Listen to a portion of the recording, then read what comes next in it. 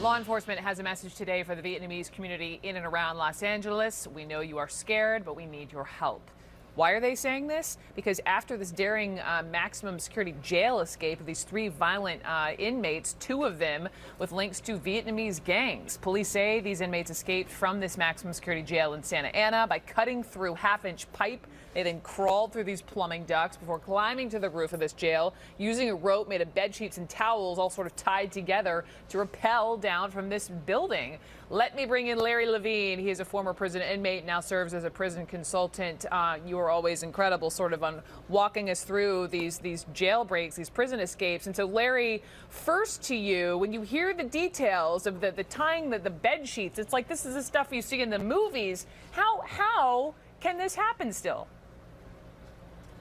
Well, first of all, they're not in a jail cell. They're in a dormitory with maybe 50 or 60 people.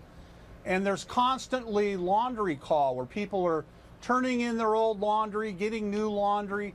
So it's really easy to accumulate bed sheets, pillowcases, and such. And there's a constant flux of inmates coming and going. So the cops really don't know at any given time how many people are in the pod. It's not like it's count time and they're coming to the cell and the inmates have to stand up and they're counting 1, 2, 3. I've been in county jails in California, and what they'll do is they'll have the inmates come to the door of the pod, of the housing unit, with your ID card, and you will check in. They'll check you off a list. But remember that a county jail, it's not like a state prison where you have inmates that are going to court, they're going to medical, psychology, recreation. So at any given time, they really don't know how many inmates that are there and where they're at.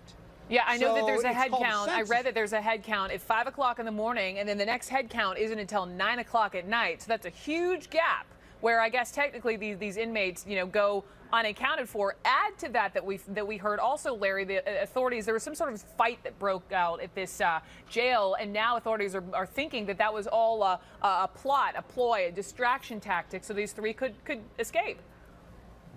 Well, when an institution, they call it when the stuff jumps off. They'll generally lock the institution down to try to quell the riot or the disturbance. They're in a pod in an Orange County jail, which is, Orange County is like Vietnamese heaven. That's where they all went after the war. And I'm sure this pod was loaded with Vietnamese inmates. Two of the men that escaped were Vietnamese inmates. So it would be real easy for them to have their Confederates, plan a disturbance, divert the cops' attention. It looks like that's what they did.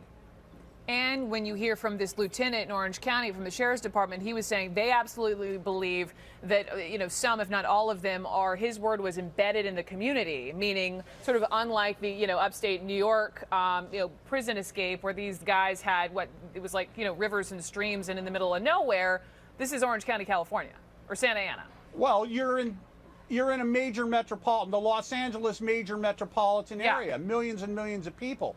You can blend in. And also remember that Interstate 5 is not far from where that jail was, and you're about 120 miles, 2 hours from Mexico. So the Iranian inmate, he had only been there for a month. How well could he have really known these two Vietnamese? I'm curious as to why they brought him into their crime.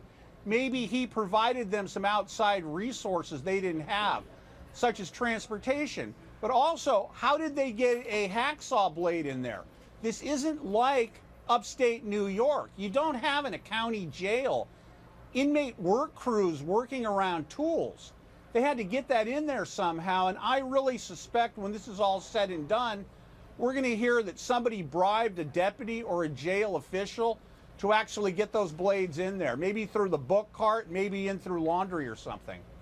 Unreal that we're talking about this again, and that one of them is convicted of murder. They're very, very dangerous, according to law enforcement. So if you see anything, obviously, if you're in this part of the country, call police. Larry Levine, we'll talk again. Thank you so much. Certainly, Brooke.